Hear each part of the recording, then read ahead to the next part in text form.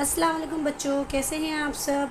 Last class में हमने cover किया था एक्सरसाइज 2.3 लॉगरिथम चैप्टर नंबर 2। आज हम कवर करने जा रहे हैं एक्सरसाइज 2.4। उम्मीद करती हूँ कि जो लास्ट क्लास में मैंने आपको एक्सप्लेन किया था वो आपको क्लियर हो गया होगा। ठीक है, 2.4 में मैंने पहले 2.4 से पहले मैं आपको एक चीज़ याद दिलाती हुई चलूँ कि जब हमने एक्सरसाइज 2.3 पढ़ी थी तो हमने ये एक रूल पढ़ा था, याद होगा आपको। ठीक है, कि कोई नंबर दिया जाए, उसका लॉग निकाला जाए, फिर उस लॉग का जब मैं एंटी लॉग निकालूंगी तो वापस वही नंबर आ जाएगा, याद है। तो हमने 2.3 में ये सीखा था कि कोई नंबर दिया है, हमने उसका लॉग निकाला। 2.4 में क्या है कि आपको लॉग दे दिया है, बोल रहे वापस से नंबर निकालो।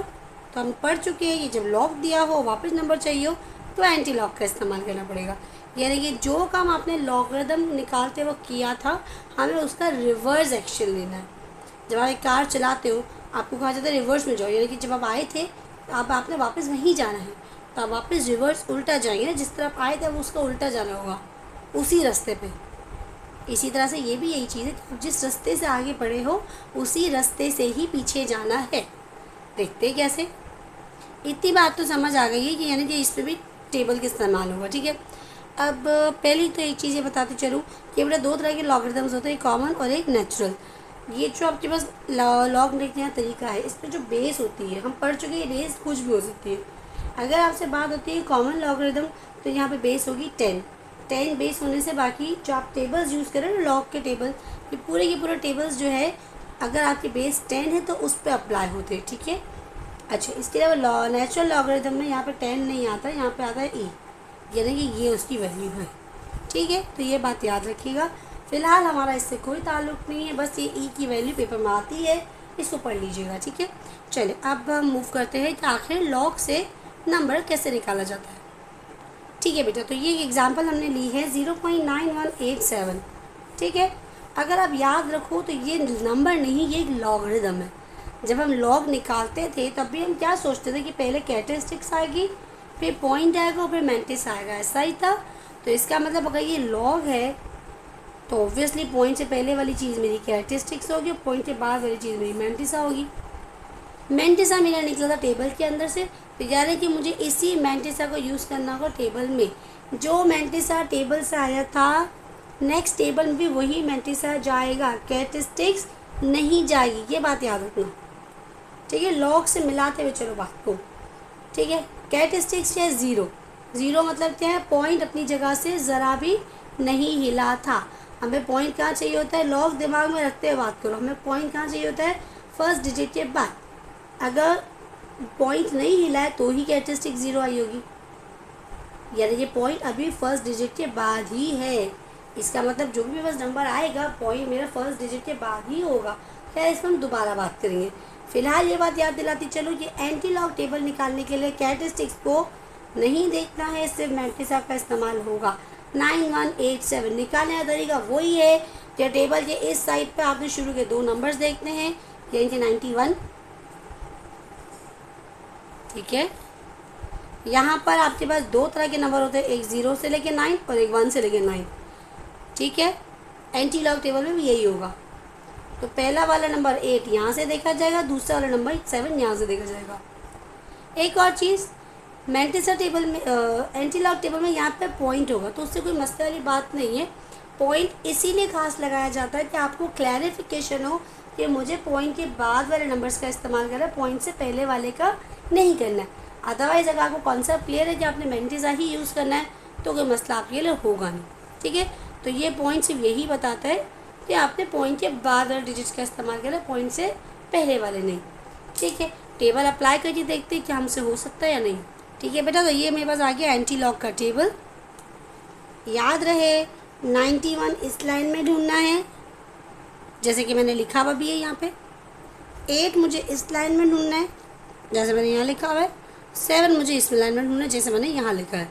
यहाँ मुझे नंबर नज़र आ रहा है 81 तक, मुझे चाहिए 91, यानी मुझे नेक्स्ट पेज पे मूव करना होगा ऑब्वियसली। ठीक है, तो 91 मुझे दिख रहा है, ये रहा, सही है। ठीक है बेटा, ये रहा मेरा 91। 8 ये रहा मेरा, 8 और 91 का पॉइंट मुझे देखना होगा क्या है, जो कि है 8279। 8279 7 में ये रहा है 7, यहाँ से देखना होगा जिसकी वैल्यू आ रही है 13। वही तरीका है, दोनों नंबर्स को ऐड किया जाएगा, जो नंबर्स को ऐड करके आंसर आएगा वही आपका आंसर बनता है। जो ये आप लॉग टेबल में करते हैं ना बेटा, बिल्कुल वैसे ही होगा कि फर्स्ट 2 डिजिट्स आपने यहाँ वाली लाइन में ढूंढे, थर्ड डिजिट आपने यहाँ ऊपर वाली लाइन में ढूंढना, मैंने 8 ढूंढ लिया इधर, और थर्ड डिजिट इस लाइन में ढूंढना यानी कि 7, और ये मेरा आंसर आया था यहाँ से, दूसरा मेरा आंसर आया था यहाँ से, दोनों को मैंने ऐड किया, जो आंसर आएगा ऐड करने से वो आपने लिखना होगा। ठीक है, यही थे मेरे आंसर्स 8279 प्लस 13, टोटल करके मेरे पास आंसर आ जाता है 8292।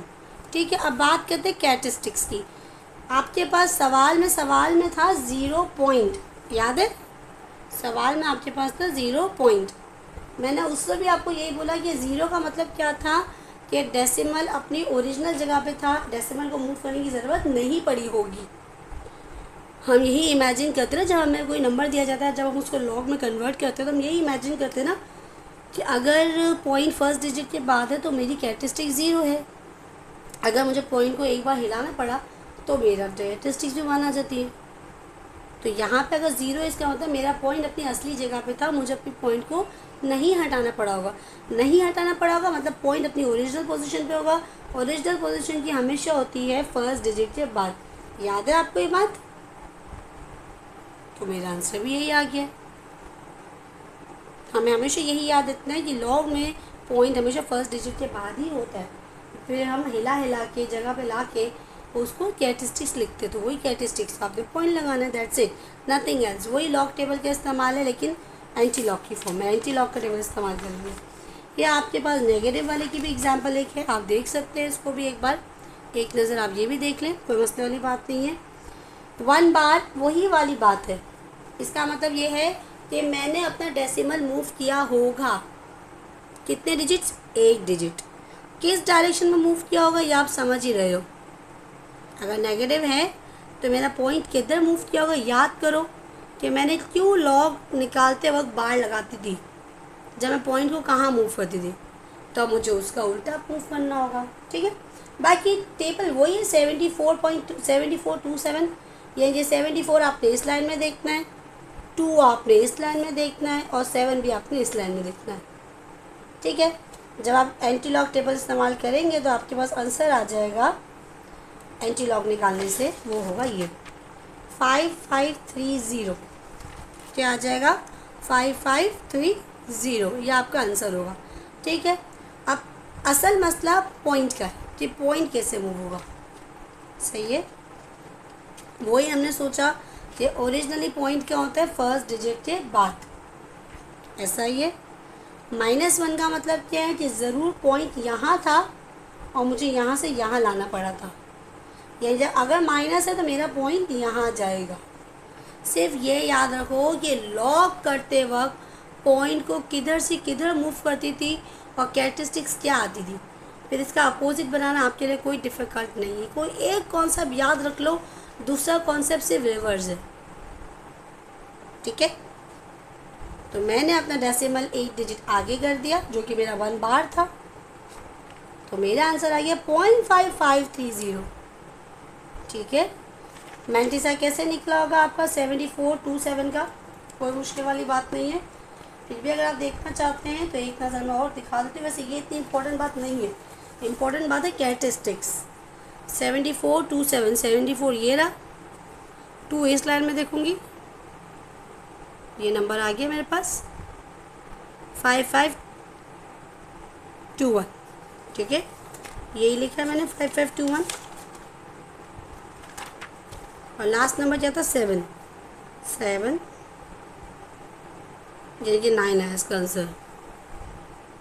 ये 9 मुझे प्लस करना होगा, देख लो मैंने 9 ही प्लस किया है, तो ये इतनी बड़ी बात नहीं, पॉइंट के ऊपर काम करना। बस ये याद रख लो बेटा कि आपने इमेजिन करना है कि पॉइंट हमेशा आपके पास फर्स्ट डिजिट के बाद है। अगर आपके पास एंटी लॉग में कैरेक्टरिस्टिक्स माइनस में है तो आपने पॉइंट को यहाँ मूव करना है, एक नंबर 1 आ रहा है तो आपने 1 डिजिट मूव करते हैं यहाँ लगा दिया पॉइंट। अगर आपके पास पॉइंट प्लस में है तो पॉइंट यहाँ मूव करेगा। याद से भी ये रखने वाली बात है कि पॉइंट हमेशा फर्स्ट डिजिट के बाद है, इसीलिए जब भी मूवमेंट करो तो इस फर्स्ट डिजिट के बाद से ही करो।